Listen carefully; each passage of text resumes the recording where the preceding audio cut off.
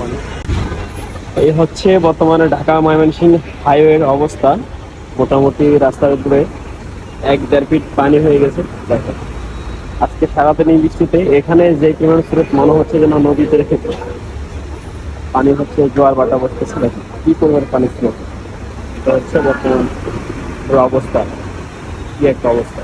সারাদিন এই বৃষ্টিতে একেবারে পুরো রাস্তা ডুবে গেছে পানি, বাজে একটা অবস্থা। আমাকে আবার এই রাস্তা পার হতে হবে।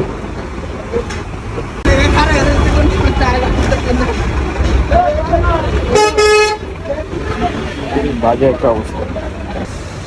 সমুদ্রের ঢেউ এখন ঢাকা ময়মনসিংহ হাইওয়ে, রাস্তার কি একটা অবস্থা, খুবই বাজে অবস্থা। আপনি সারাদিন এই বৃষ্টিতে রাস্তায় অনেক পানি জমে গেছে। দুপাশে মোটামুটি নদীর মতো অবস্থা, দেখেন দুই পাশে কি পরিমাণে পানি। তো মোটামুটি